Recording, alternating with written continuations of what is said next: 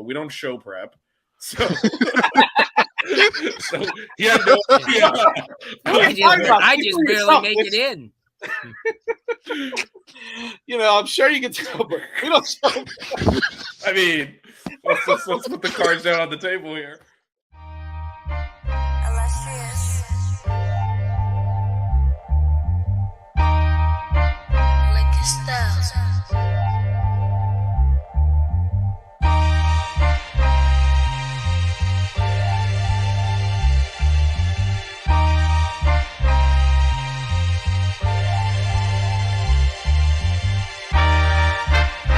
Miami Hurricanes, yeah. You know the name already.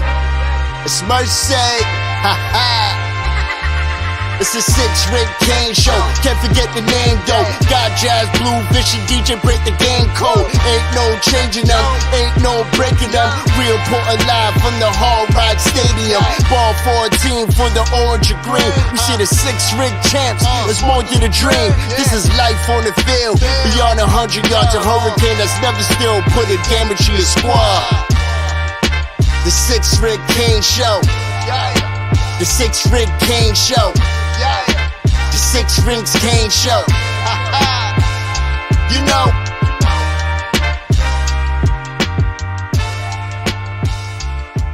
What's wrong with us?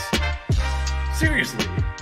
What's wrong with us? We're Miami Hurricanes fans. Welcome to the 6 Rings Kane Show, a show dedicated to Miami Hurricane sports, featuring the legendary Larry Bluestein, Jazz Santana, Vish, and Danny Gillette. Let's go Canes.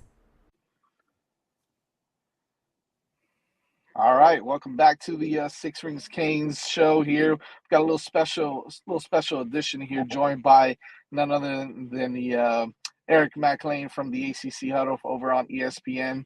Thank you so much for joining us again. I mean, look, this is the second time we have you on, and I think this time we did it right? We've waited till after the game so we can trash talk a little bit. That's right. Very smart. You know what I mean? So, because, I wasn't going to call you on Sunday and let you know if we had lost the game. I was like, I'm not talking to Eric yet. I appreciate it. Thank you for having me, man. Always great to talk with y'all and the Canes, man. Hey, we were joking about it before we came on. We thought we knew, and then we don't know. And now going forward, man, who the heck knows what these guys are going to look like? But there's talent. I think there's promise. And I'm excited about this foundation, especially when I look at these young guys, man, that Coach Cristobal and this staff have brought in.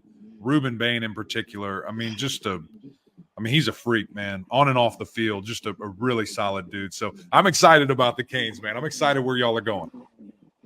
Well, we appreciate that. I know it's this year has been kind of crazy, especially with with everything that's been going on recently. And now you've got some, look, every team goes through this. They start getting hit by the injury bug.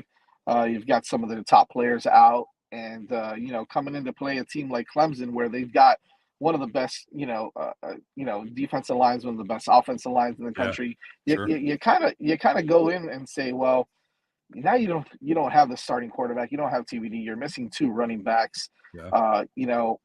Are they going to be able to kind of hold up and be able to sustain 4 quarters of big boy football? Because at the end of the day, that game was won in the trenches, right? If you ask me. And so, I was excited to see that Miami was able to pull that off against a really good team. I think a lot of people are down on Clemson this year, and Vish mentions it all the time. He says, this team is not – they're no slouch.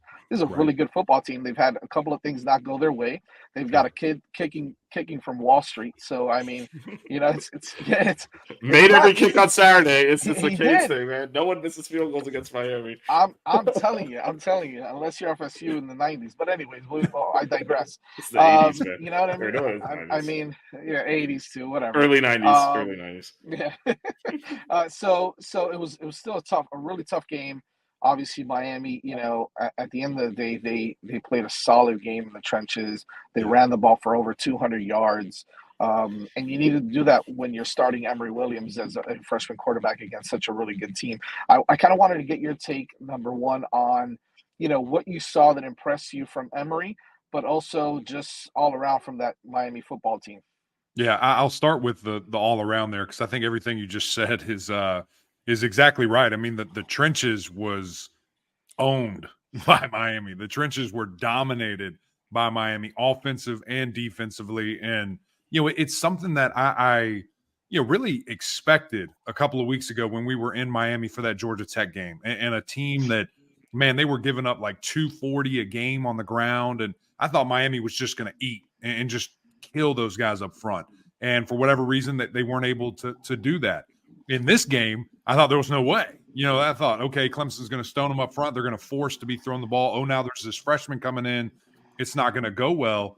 And that was not the case. I mean, that offensive line was nasty, and they were just killing guys off the line of scrimmage, blowing guys backwards, getting to the second, kind of level there and getting to those linebackers. And I've just been really impressed with, that group all year and the way that they've meshed together. You got a handful of transfers in there. You got a true freshman right tackle in Francis Maui-Noah that is just sick. I mean, that guy's so good. And they came together and really got it done. So for me, that was a super impressive part.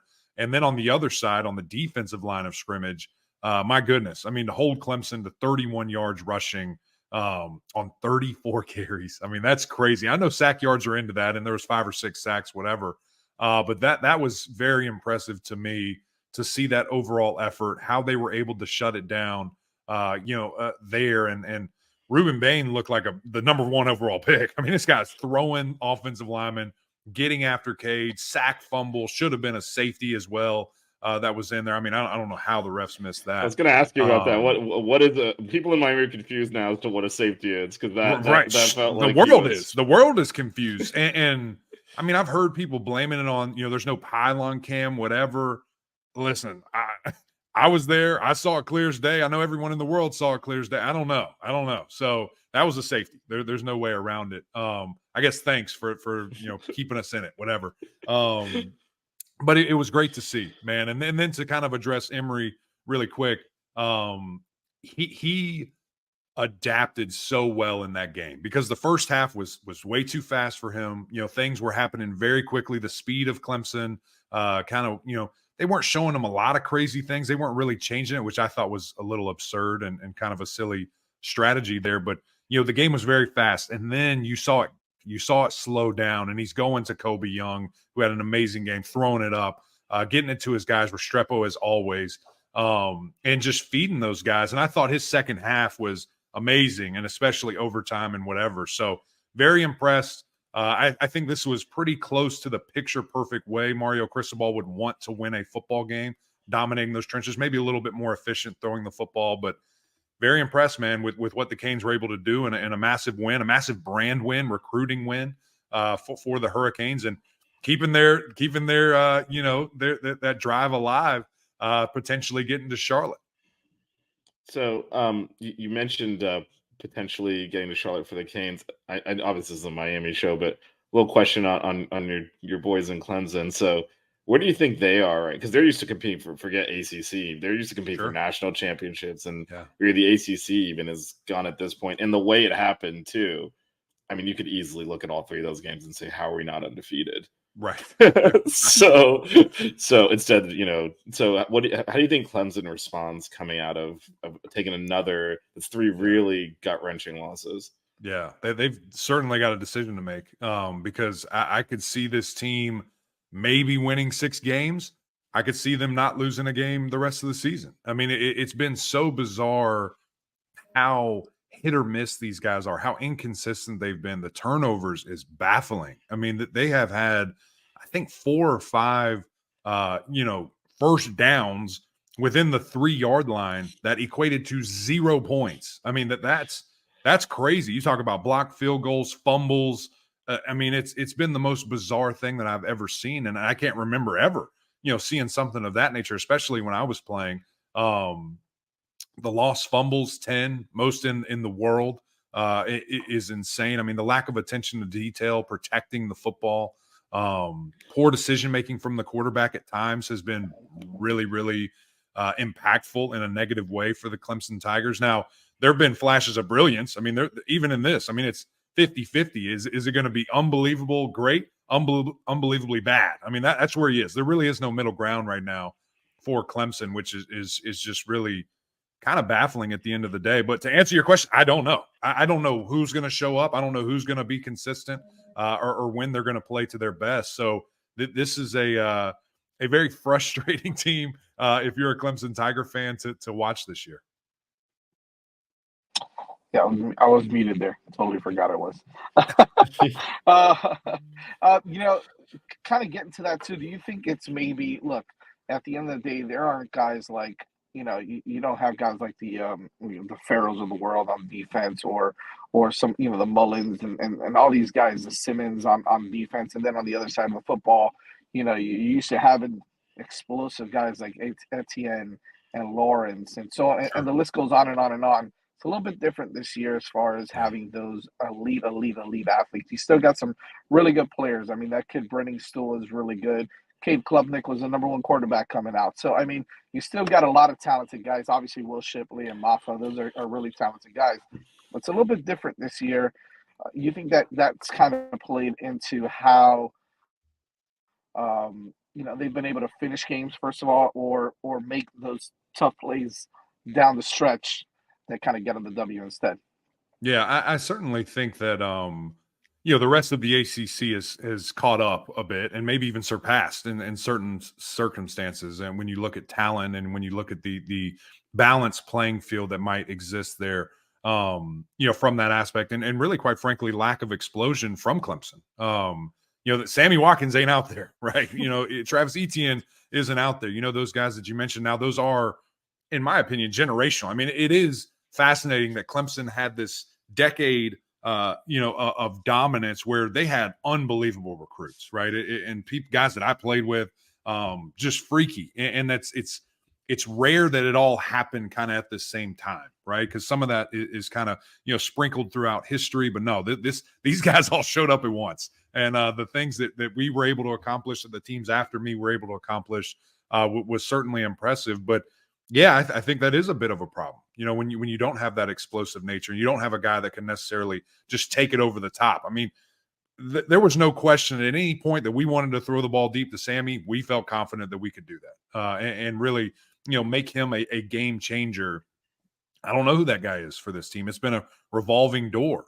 Tyler Brown has stepped up in certain games. The truth, Brenning Stool went crazy against you guys this past weekend. Antonio Williams, when healthy, which hasn't been a lot this year, has been able to do some certain things. So I think the lack of consistency from that aspect as well, of just having a true guy, a dog, a number one type wide receiver, at least at this point right now, is hurt Clemson. And then that home run speed, like you said, I mean, Will Shipley is an amazing athlete, and I love watching that dude, and honestly can't even imagine where Clemson would be without him these last 3 years. I mean, he has won them a lot of football games with the way that he plays and the things that he does, but he's not Travis Etienne. He does not have that, home run, touch it at any moment, who knows what's going to happen type of speed.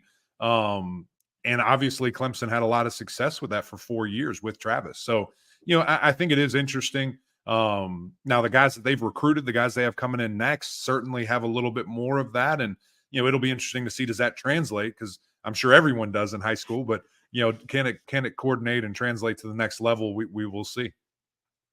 So there are some parallels to Miami from a little bit back, where just not quite as explosive. Like after we came out of like the early 2000s, where like everyone's an NFL player on the edges, and then first round pick. And that little drop off makes a huge difference just in terms of the elite level talent. But circling back to Miami, so we tend to have a reactionary fan base, and you guys, I know I'm breaking news here. So I think Jazz and I are have a very strong opinion on this, but of course, Emry Williams was the starting quarterback on Saturday when the team won, so we started getting questions. Well, they're not going to actually go back to TBD, are they? Can you just like put this to bed? Because obviously, I mean, look, Jazz and I are like 100% like, this is TBD's team. What are we even talking about? No, I don't think there's any question with that. If he's healthy, he's the guy, right? And I don't know the extent of the injury. We were down there, and I still don't know. I don't know what to believe or what not to believe. It's CIA top secret everything. When you talk about injuries with all these coaches, for whatever reason. But yeah, if Tyler's healthy, he's going to be the guy. And Emry, again, like I said, picked it up and looked good, but I don't quite know if he's ready to be the guy right now. Like I still would love for him to learn and absorb all that, kind of communication and understanding of the offense and especially defenses, speed of the game, all these different things. If he can sit there and learn behind, a great player, a fantastic player in Tyler Van Dyke, I think that's the best way moving forward, and where you feel really good if Tyler leaves, if he comes back, whatever, for next year. But yeah, Tyler's special, man. I think that, obviously people get pissed off. They look at the first 5 games, they look at the last couple of games, and you see the differentiator there with the, pretty much no turnovers to 5-5 with touchdowns to pick ratio there. But what he can do in this offense, I mean, his skill set is elite. And I think there's no question he gives you the best chance to win every game if he's healthy and if he can go.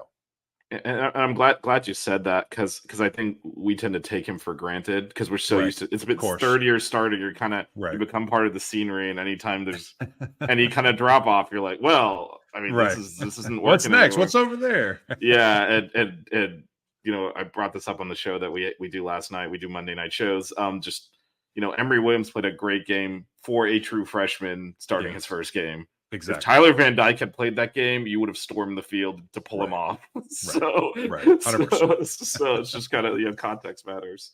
No, I don't think there's any doubt about that. And again, he's going to be solid, right? He's going to be a really good player. I loved all of his answers, right? He came up with us, at the huddle after the game, and just the way that he recognized everybody else, the way that he leaned into that relationship with him and Tyler, and he's asking him questions every day, every play. Like, what did you see? And I'm sure they had an amazing film session together going through this game. And, to see them celebrate together after the game too. I mean, how powerful was that? And the joy that, we should all have for each other when you have success, and, to have that, kind of bond and relationship was really cool. So no question in my mind that the future is bright. But right now, as you guys think, TVD is your guy for sure. Really quick before we get you out of here, Eric, as we got Eric Mac Lain on the show here on the Six Rings Canes from the ACC Huddle over on ESPN. Moving forward, right, this team, we obviously see how talented the Miami Hurricanes team is on both sides of the football. They've got their deficiencies, they've got their issues, and I think that's more – it's very correctable, but at the same time, I think this team needs to play really good football moving, from now on.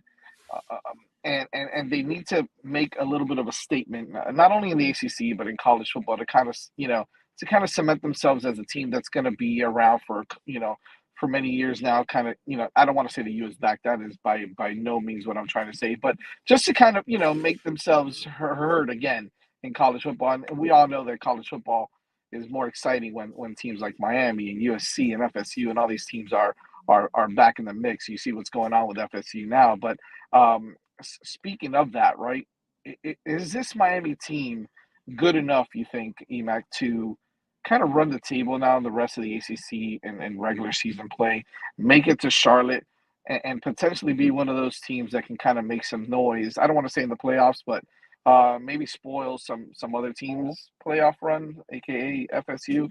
How do you see this? How do you see this this team from here on out, kind of playing out the rest of the season? Hey, Jazz, just ask the question, dog. You ain't got to beat around the bush. Just ask me about Florida State. That's all you got to do. That's all you got to do. Trying to be politically correct. I should know better.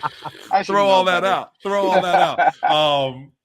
Here's the deal, man. I think there's no question that game is a war, right? Like and this year, if the Canes take care of business these next 2 weeks, like I think they should and absolutely can, that game's going to be juiced up. Probably game day. Everybody's going to want to see it. And, what can the Canes do? How much energy can they put in that game? Because it's elite, man. And I remember back and talking with Coach and talking with EJ, just about those wars. And obviously Coach Rick has a unique perspective on it because he's been on both sides, right? He's double agent. He's working for everybody involved there. It is one of the best games in college football, man. And so, it's going to be fascinating to see. Can you play at a consistent level? Can you stay healthy? And can you be ready, for a game of that caliber? Now, I think Florida State is one of the best teams in the country. I think they can easily play for a national championship, but throw it all out in that game because, it's a rivalry like no other. I don't care what the records are. I don't care about anything. It's going to come down to the last second. Miami will have to play a perfect game to win. Like, they have so many answers. They have so many things that they do offensively. And then of course the athletes that they have on defense. But I do think that the Canes can match that energy, and match that with their big offensive line. If they can control the clock, it's cliche to say, but it comes down to a turnover probably. It comes down to who can protect the ball, who can take it away, who can steal an extra possession. I can't wait to see it, man. It's going to be absolute fireworks. Well, whether we get the calls or not, but never mind. I'm sorry. I apologize. Can we get a safety? PTSD. That might come down to that. Just having Georgia Tech PTSD. Yeah. Can we have like a neutral, referee group there? Is that what we want? Is that what we want? Yeah. It'd be nice if when the players down, maybe from like the CFL or something. Anything. I do have one more question because we do have the authority on ACC football here with us. Explain this conference. Like, I think Florida State is even if Miami goes in there and wins, and Tallahassee is probably still going to end up in Charlotte. Explain what's happened behind them, because we were at 10. Obviously, we cover Miami, so we're at the Miami Clemson game, but we're watching that Virginia North Carolina score come across. And it's just like, is that the same North Carolina team I saw beat the brakes off of Miami last week? Like, what is? Right. Who do you? I mean, I'm not going to hold you to this because it's impossible to predict at this point. Sure. But who's going to take that second spot in Charlotte? And how do you explain this conference? It feels like every week is just a curveball. I'm going to start with that because I can honestly sit here and say I have no idea. I have no clue who the second team, is going to be. And I do think it's wide open, which is exciting because, we want the best team. I don't want it to be over and, the start of November. I want it to be a fight to get there and to somebody have to really earn that thing. And two teams, who knows what'll happen the rest of the year here. But, looking at that North Carolina game, man, it's just typical, right? It's what UNC does. They get to a certain point and then they self-implode. And, I think that it was really overlooking Virginia, not giving them the respect that they deserved. And that's unfortunate. And you saw the crowd. I mean, the crowd, even their own, media members are calling Carolina fans saying, what are y'all doing? Like, this is a top 10 team in the country at home, and there's nobody there. And so, a little bit disappointed from that aspect as well. But they just got punched in the mouth. I mean, Virginia ran their outside zone. North Carolina couldn't do anything to stop it. And Virginia, for a season high against a Power 5 opponent, had rushed for like 117 yards. Well, they went for 250 against UNC. And I mean, it was bizarre. And there was nothing they can do. Offense was out of sync. Guys dropping balls. They totally abandoned the run in the second half when they had a substantial lead and could have probably just, kind of ground and pound away to a W. So just a weird game that at the end of the day, North Carolina didn't deserve to win, and they didn't. So when you look at that, it's obviously confusing. Then you got a Pittsburgh team that beats undefeated Louisville, just coming off of a Notre Dame tail whipping, and then they lose to Wake Forest, who I had as the bottom of the barrel in the ACC. So the thing I will say about this conference, man, is that the level of play has risen significantly in the last 2-3 years. And if you don't show up, and if you don't respect who you're playing, you're going to lose. Like, it's not one of those things where you walk in and, oh, man, it's Georgia Tech. Oh, man, it's Boston College. Oh, it's so-and-so. We got this. They will beat you. You know what I'm saying? That they will get you. And you've got to give their full respect and full attention. And I think that is encouraging, and that's fun because that's not the case across the country. You look at the Big Ten, that league is not great, man. They got 3 teams that just blow through everybody. And everyone else kind of just, scoring 10 points a game down there at the bottom. Not too fun to watch. And so I think it's a privilege for us to have these type of teams. They obviously went out of conference in the early part of the season and dominated. We've got another shot at the end of the year, that rivalry week in particular, where we need our teams to go out of conference and get big dubs. And, of course, in bowl season as well. And I just also add, like, kudos to the ACC for dumping the divisions, because that has created a lot of – because if there was still, like, the Atlantic and the Coastal, it would not be as open as it is now, and it's added a lot of excitement to those 2 teams going to Charlotte. And now you add So three more teams. Now you add 3 more teams next year. That's that, right. And Cal, SMU, and Stanford. So we'll see. We'll see how that works out. It's gonna Red be Lashley's crazy, back, baby. Our guy, Yeah, he's he is. back.